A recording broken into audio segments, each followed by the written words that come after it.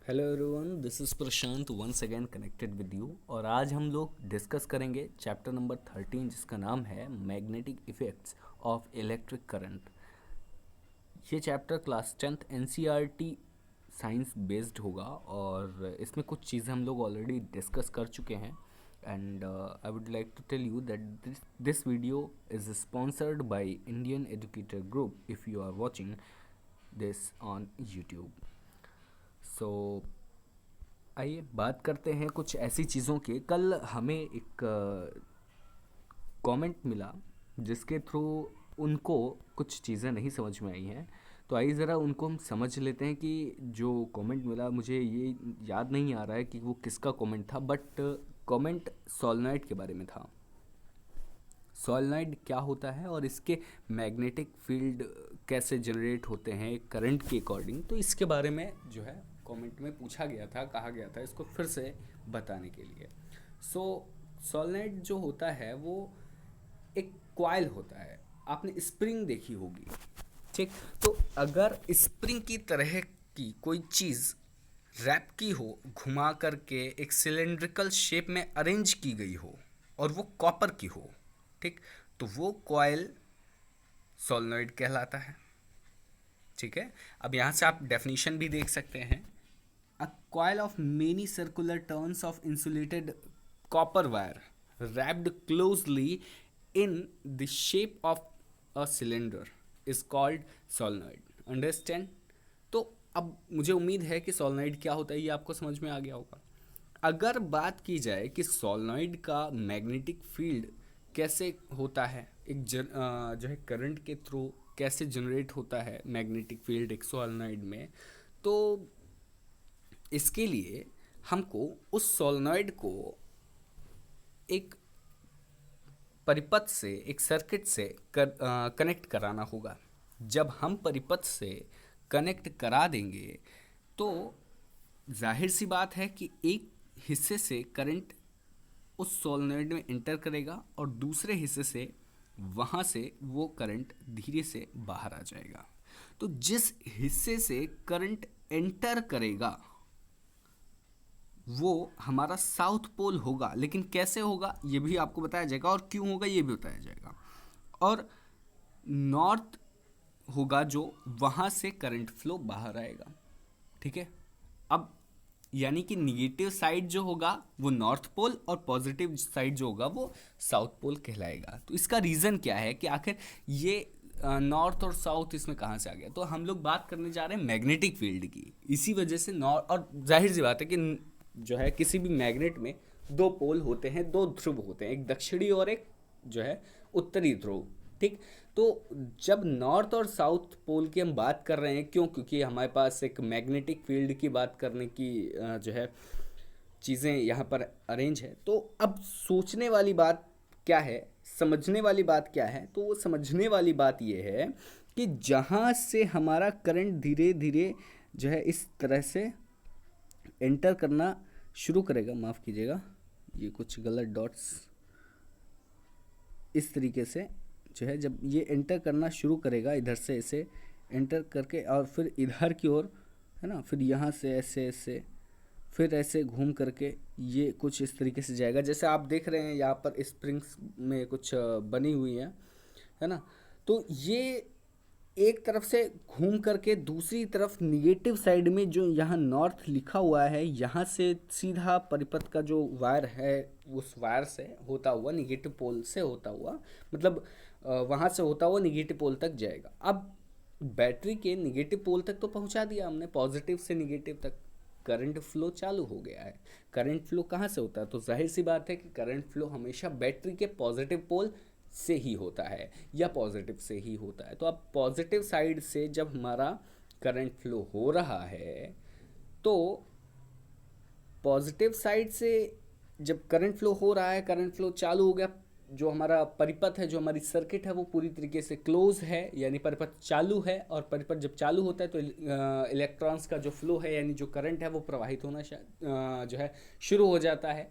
अब यहाँ पर हमें ये देखना है कि जब भी कभी करंट फ्लो चालू होता है उस दौरान हमारे परिपथ में एक विद्युत प्रवाह के साथ साथ उसके प्रभाव से चुंबकीय धाराएं उत्पन्न होना शुरू हो जाती हैं, यानी कि मैग्नेटिक फील्ड लाइंस क्रिएट होना चालू हो जाती हैं। और वो किधर से होती हैं? तो वो जिधर से करंट बाहर जाता है उधर से निकलती हैं, और जिधर से करंट अंदर जाता है उधर से प्रवेश करती हैं। जैसा कि आप यहाँ देख रहे हैं, नॉर्थ पोल से इलेक्ट्रिसिटी नीचे की ओर आकर के बिल्कुल इधर निगेटिव साइड, निगेटिव पोल तक जा रही है। तो यहाँ से इलेक्ट्रिसिटी निकल रही है ना, तो जिस साइड से इलेक्ट्रिसिटी निकलती है उसी साइड से हमारी धाराएं, कौन सी धाराएं? चुंबकीय धाराएं निकलेंगी और साउथ पोल से अंदर एंटर करेंगी। समझ में आ रही बात? साउथ पोल क्यों कहा?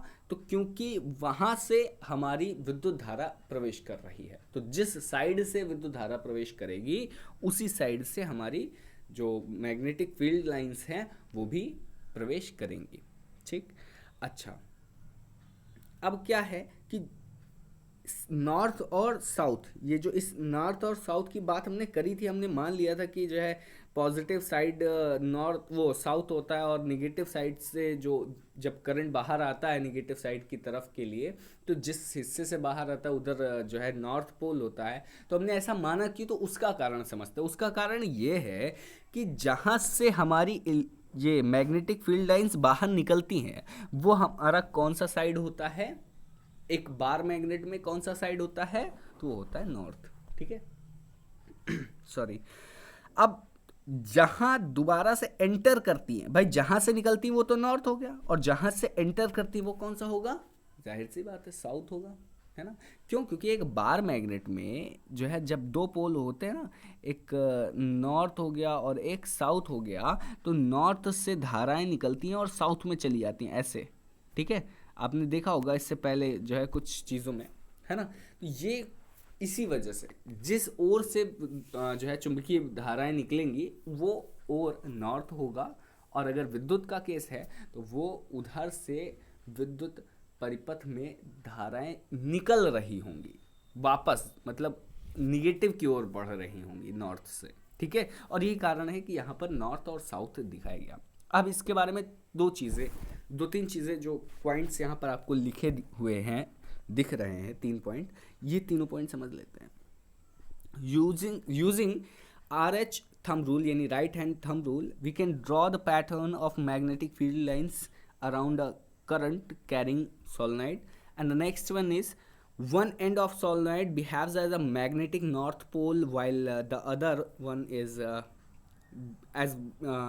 while the other one end behave as south pole. ये जो बात अभी आपको हमने बताई नॉर्थ और साउथ वाली, वही बात है। And the next one is the last point is here, the field line inside the solenoid are in form of parallel straight lines. That implies, sorry यहाँ दिस होना चाहिए था, this implies that magnetic field lines inside the solenoid is same at all point because आइडेस्ट field is uniform, वो constant है, बिल्कुल रुका हुआ है, इसलिए वो एक जब तक करंट फ्लो होगा एक पर्टिकुलर डायरेक्शन में एक पर्टिकुलर यूनिफॉर्म मोशन के साथ उसी रास्ते से एक साइड से निकल करके दूसरी साइड से एंटर होती रहेंगी, एक साइड से निकल करके दूसरी साइड से एंटर होती रहेंगी। हमेशा ये परिपथ, ये जो रास्ता है ये चेंज नहीं होगा। जिस रास्ते पर एक मैग्नेटिक फील्ड लाइन जाएगी वो अपना रास्ता नहीं छोड़ेगी, और दूसरी मैग्नेटिक फील्ड लाइन जो होगी वो कभी भी पहली वाली मैग्नेटिक फील्ड लाइन या तीसरी मैग्नेटिक फील्ड लाइन को या उसके रास्ते को क्रॉस नहीं करेगी।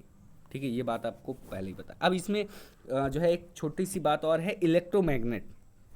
इलेक्ट्रोमैग्नेट अगर हम बात करें तो इलेक्ट्रोमैग्नेट कैसे बनता है इसकी बात कर लेते हैं। इलेक्ट्रोमैग्नेट की अगर बात करें तो इलेक्ट्रोमैग्नेट हमेशा एक स्ट्रॉन्ग मैग्नेटिक फील्ड जो है यहाँ जो दिया गया पहले उसको देख लेते हैं। Strong magnetic field inside the solenoid can be used to magnetize a magnetic material, for example soft iron, when it is placed inside the coil and the magnet so formed is called electromagnet। अरे बहुत simple से आप ये समझिए कि किसी भी solenoid के अंदर हमने एक सॉफ्ट आयरन का टुकड़ा रख दिया, सॉलोनॉइड से एक परिपथ जोड़ दिया, करंट फ्लो चालू कर दिया।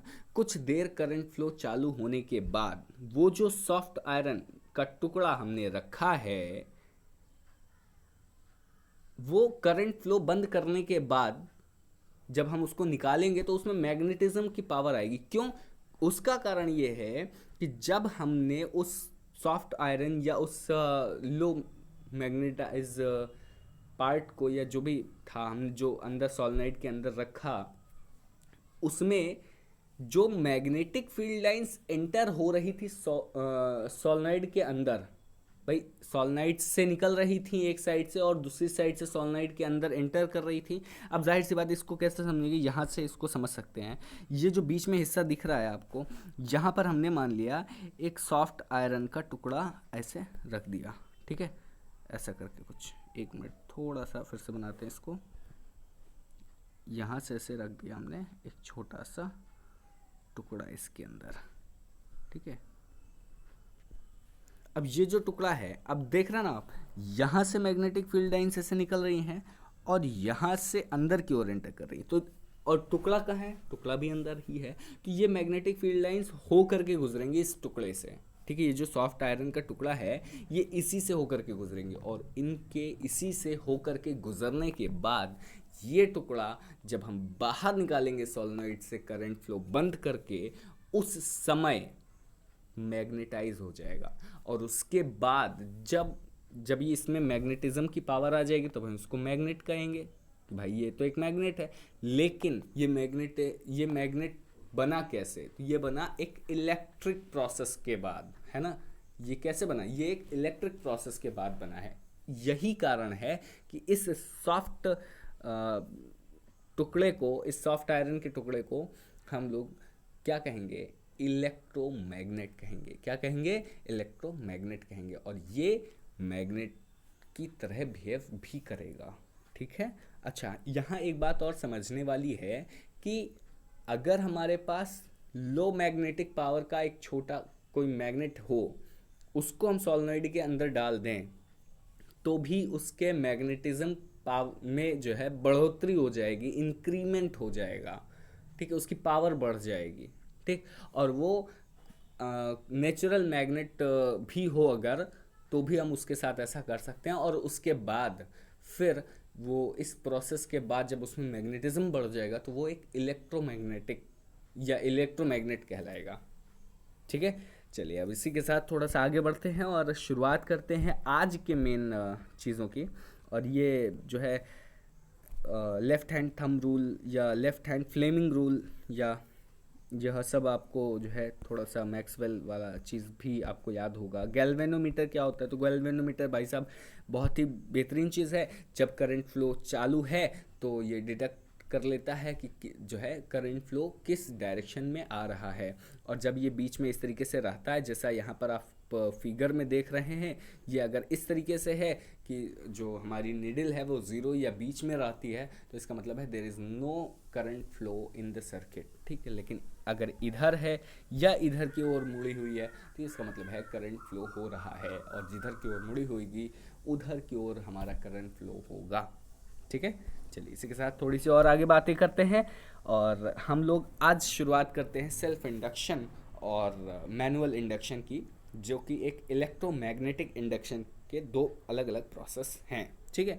अब हमने करना क्या है, इस एक्सपेरिमेंट में हमें एक मैग्नेट लेना है जो कि यहाँ पर है, बार मैग्नेट आप देख रहे हैं, बीच में ये बार मैग्नेट रखा हुआ है।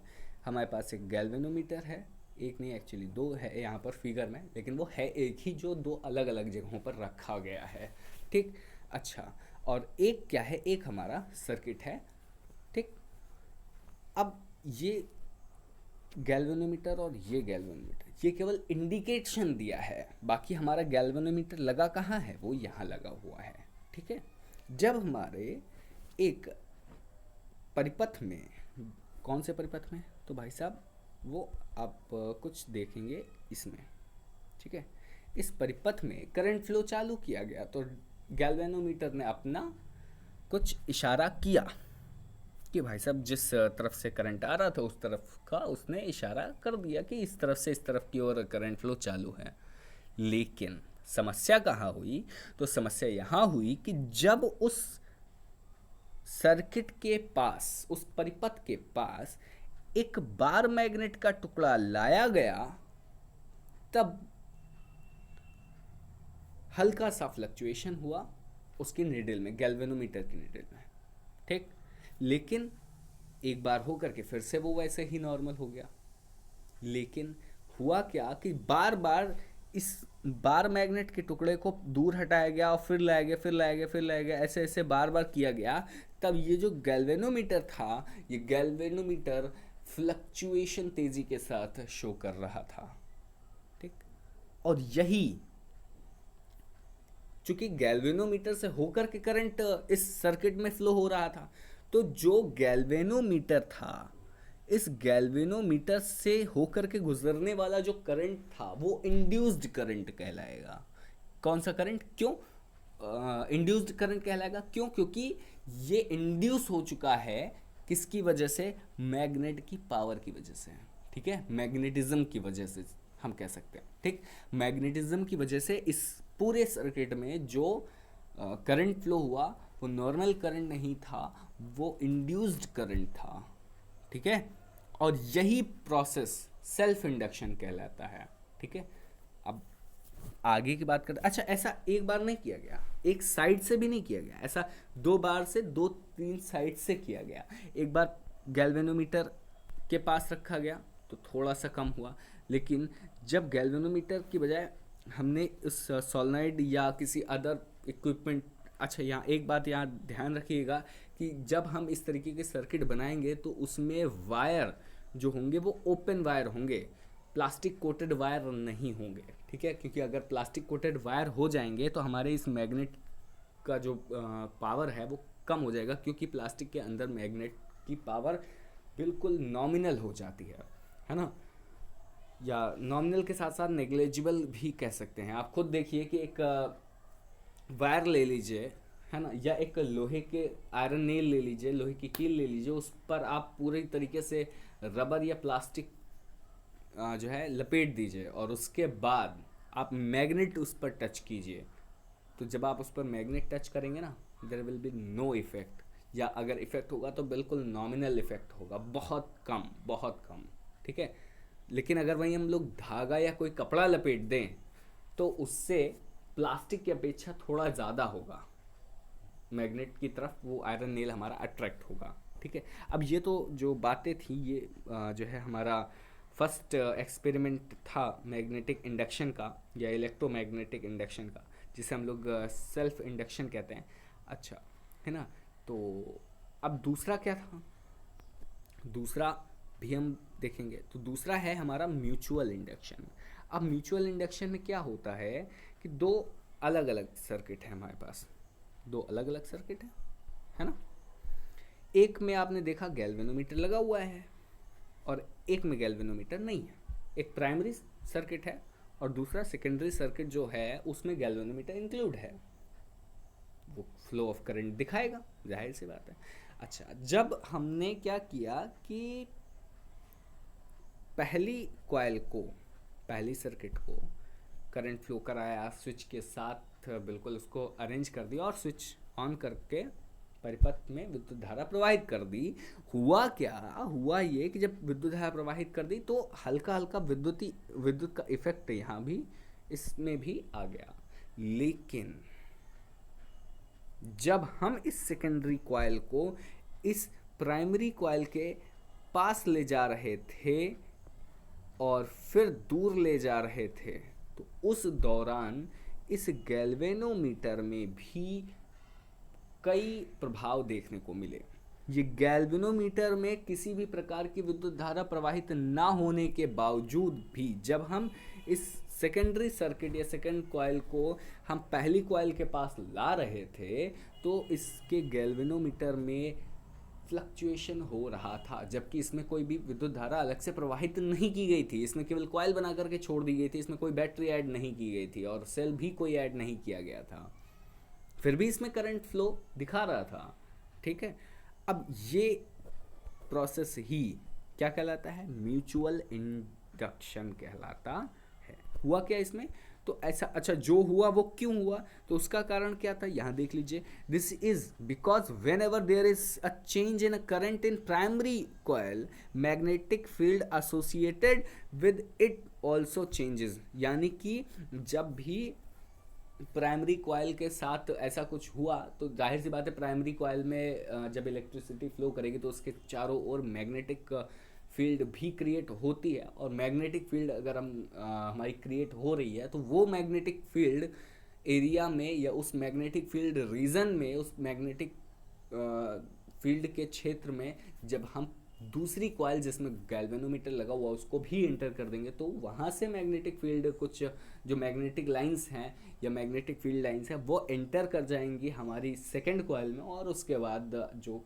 लाइट फ्लक्चुएशन है या जो बिल्कुल हल्का फ्लक्चुएशन है वो सेकेंडरी कॉइल या उसमें लगे हुए गैल्वेनोमीटर में रिकॉर्ड हो जाएगा, मतलब शो होगा, रिकॉर्ड नहीं होगा, शो होगा। ठीक है, अच्छा वही बात यहाँ कही भी गई है, now magnetic field lines around the secondary coil will change and induces the electric current in it. ठीक, and this process by which changing the strength, एक बार फिर से सुनिएगा ध्यान से, changing the strength of current in primary coil induces a current in the second coil is called electromagnetic induction या secondary जो है secondary experiment या second experiment of induction। ठीक है, अच्छा, और इसको म्यूचुअल इंडक्शन के नाम से भी जाना जाता है। ठीक, अब इसमें लास्ट पॉइंट क्या लिखा हुआ है, the induced current is found to be highest when the direction of motion of coil is at right angles to the magnetic field. ठीक है, अच्छा अब इसी के साथ साथ हम लोग बढ़ते हैं फ्लेमिंग के राइट हैंड रूल। आपने देखा होगा पिछले जो हम लोगों ने यहाँ पर डिस्कस किया था ना, ये लेफ्ट हैंड रूल था फ्लेमिंग का। अब हम लोग राइट हैंड रूल भी देखेंगे। लेफ्ट हैंड रूल को जिस तरीके से समझा था माँ बाप बच्चे से, उसी तरीके से हम लोग राइट हैंड रूल को भी समझेंगे।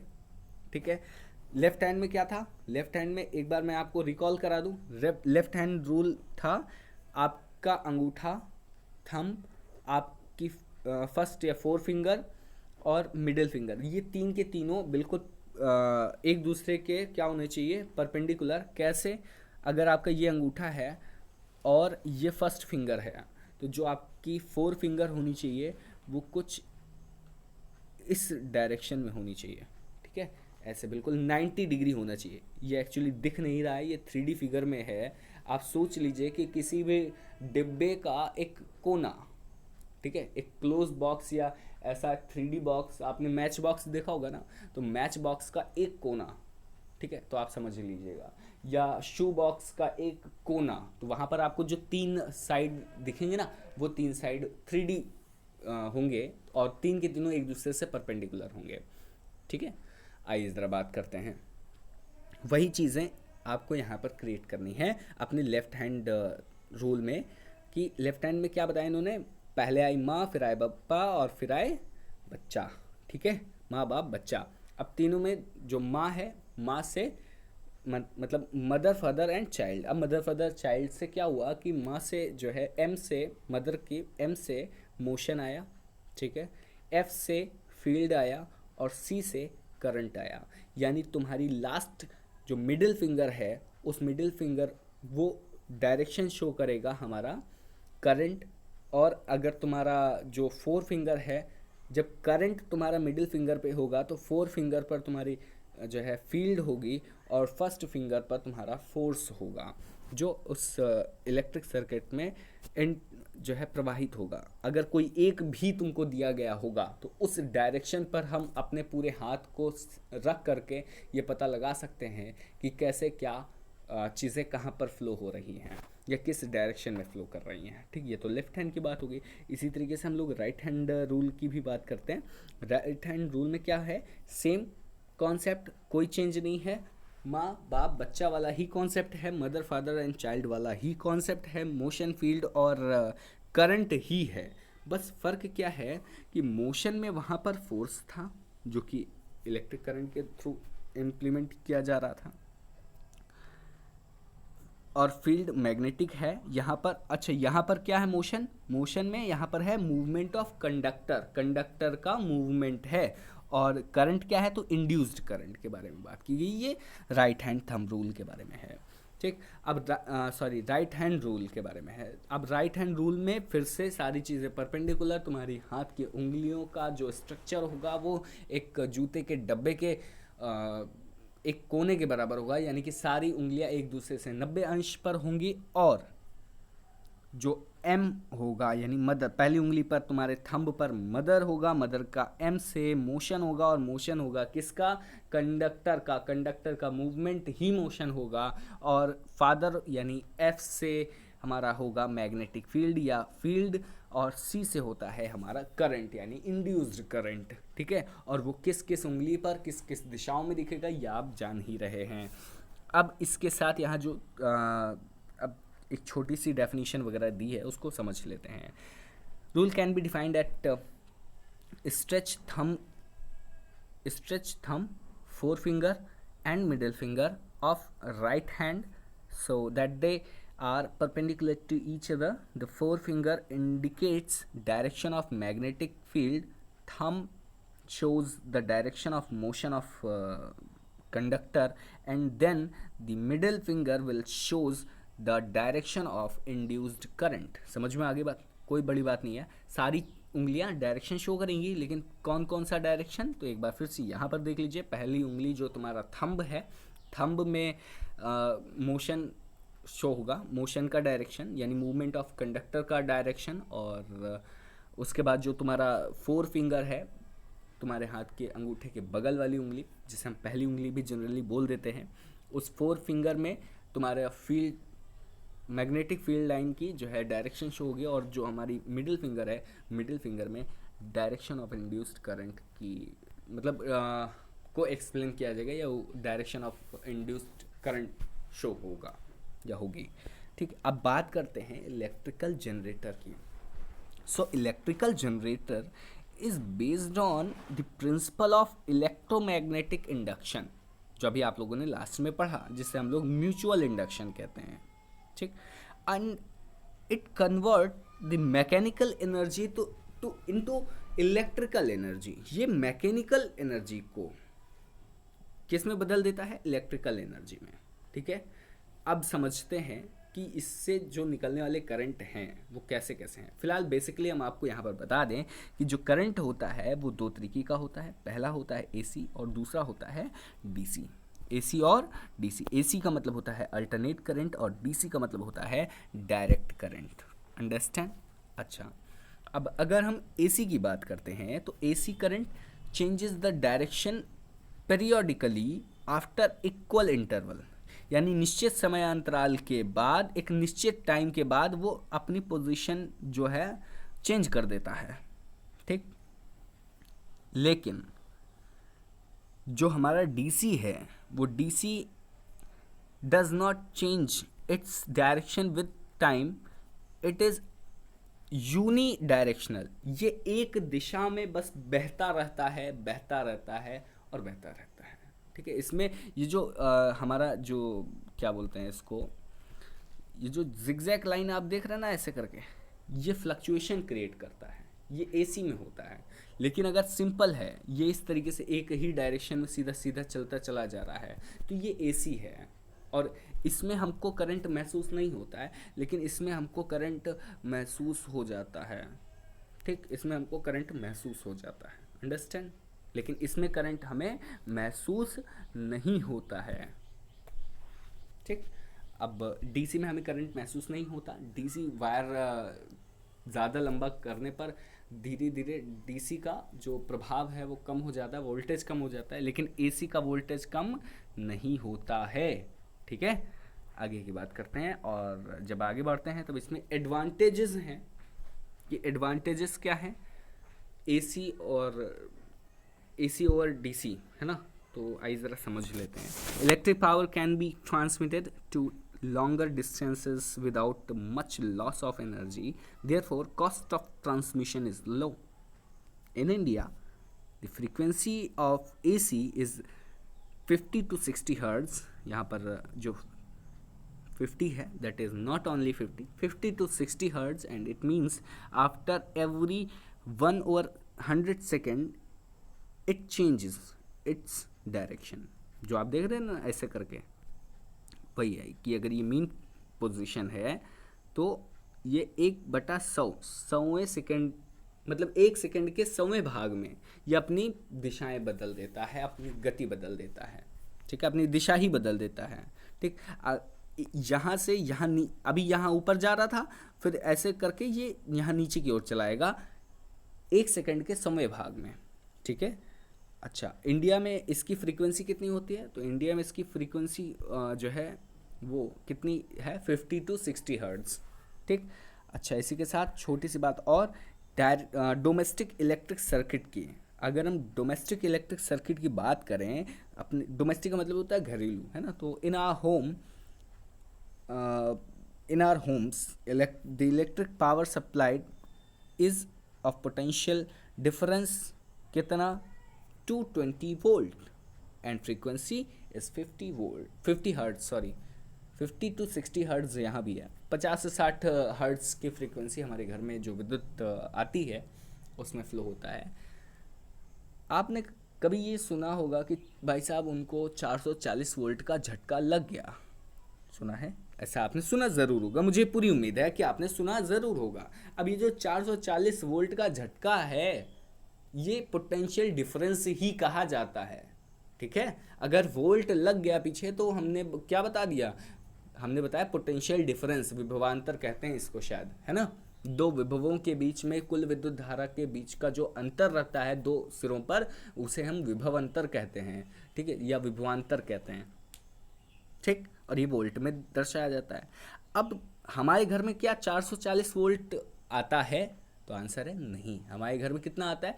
210 या 220 वोल्ट आता है, ठीक है, करंट, या 220 वोल्ट का करंट आता है। इसका मतलब जो करंट हमारे घर में आता है या हमारे घर के मीटर्स से हमारे स्टेबलाइजर में सप्लाई दी जाती है वो 220 से 260 या 200, बहुत हद से हद 280 वोल्ट तक का जो सप्लाई है वो हमारे घर को दिया जाता है। याद रखिएगा, अगर हम 280 से ऊपर 5 वोल्ट भी गलती से बढ़ गए तो हमारे घर के अप्लायंसेस में ऑटोमेटिकली शॉर्ट सर्किट होने लगेगा, ठीक है। और जब शॉर्ट सर्किट, अच्छा शॉर्ट सर्किट अभी बाकी है, तो क्या होता है शॉर्ट सर्किट उसके बारे में बात करेंगे हम लोग आगे, ठीक है। फिलहाल यहाँ पर जो है 3 चीज़ें हैं, आइए ज़रा समझ लेते हैं। It consist of 3 wires. घरेलू जो है चीज़ों में या घरेलू सप्लाई में 3 वायर होते हैं, ठीक। The wire with red insulation cover, एक ऐसा वायर जो इसमें लाल कवर रहता है, दैट इज लाइव वायर। कौन सा वायर? लाइव वायर, मतलब जिंदा वायर ऐसा कह सकते हैं, ठीक है। लाइव का मतलब होता है, या रेड का मतलब होता है पॉजिटिव वायर, ठीक है। And live wire is at a high potential of 220 volt, क्योंकि वहाँ से करंट उधर से जाता है, लाइव वायर से जाता है। और दूसरा है ब्लैक वायर। अब ब्लैक वायर का मतलब क्या है?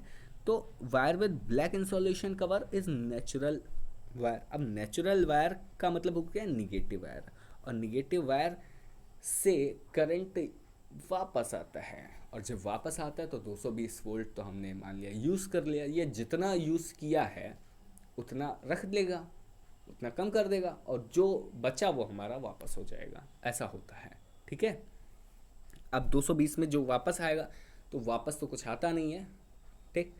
0 वोल्ट ही मोस्टली, क्यों? क्योंकि हम घर में मान लिया हमने पंखा चलाया तो, या हमारी जो भी सप्लाई है जहाँ तक हमारा करंट पहुँचता है वहाँ तक यूज़ हो जाता है, और हम अगर स्विच ऑन करते हैं तो वहाँ ज़्यादा यूज़ होता है, ठीक। इस तरीके से अब कॉमनली या ऑन एन एवरेज सारे घरों में जो निगेटिव वायर है, उन निगेटिव वायर का जो इलेक्ट्रिक पोटेंशियल रहता है मोस्टली 0 to 5 वोल्ट रहता है, 0 to 5 वोल्ट। लेकिन कहा जाता है कि 0 वोल्ट है। हालांकि आप अगर 0 वोल्ट कहते हैं तो इसका मतलब है देयर इज़ नॉमिनल करंट, या negligible current flowed in that wire, ऐसे कह सकते हैं। लेकिन गलती से टच करने की कोशिश मत करना। मैंने एक दिन टच किया था, मुझे आनंद मिल गया था, और फिर मैंने कभी दोबारा आनंद प्राप्त करने की कोशिश नहीं की, क्योंकि अगर मैं दोबारा करूँगा तो मुझे परम आनंद हो जाएगा और फिर मैं ब्रह्मानंद के पास चला जाऊँगा। खैर, तीसरे पॉइंट की बात करते हैं। तीसरा पॉइंट यहाँ पर है, अच्छा एक छोटी सी बात कि लाइव वायर और जो हमारा नेचुरल वायर है, उन दोनों के बीच पोटेंशियल डिफरेंस कितना होता है? तो 220। क्यों? क्योंकि 220 माइनस जीरो 220 ही तो होगा, तो ये 220 है। दोनों के बीच का पोटेंशियल डिफरेंस कितना होगा? 220 वोल्ट। अब ज़रा देखते हैं कि तीसरा वायर क्या होता है। तीसरा वायर होता है ग्रीन इंसुलेशन कवर के साथ, और इसको हम बोलते हैं अर्थिंग वाला वायर या अर्थ वायर। ठीक है, अब ये जो अर्थ वायर है, ये वायर क्या होता है कि ये करता क्या है, it is connected to a copper plate deep in the earth near house, understand, and the metallic body of appliances is connect with the earth wire as safety measures, understand। कि भाई अगर हमारे इलेक्ट्रिक अप्लाइंसेस की body जो है वो metallic body है, उसमें करंट फ्लो हो सकता है, तो हम क्या करते हैं कि वहाँ से एक अर्थ वायर निकाल देते हैं, और अर्थ वायर निकालने से हमारा जो मेन फेज़ है वहाँ जा कर के ये एक अर्थ से जुड़ जाता है वायर, और ये सारे अर्थ वायर वहीं से जुड़ते हैं इनडायरेक्टली। ठीक है, और इसी वजह से क्या होता है कि हमारे जो इलेक्ट्रिक अप्लाइंसेस हैं वो शॉर्ट सर्किट से बचाए जा सकते हैं। ठीक, अब छोटी सी आगे की बात करते हैं, इसमें फंक्शन कैसे काम किया करता है।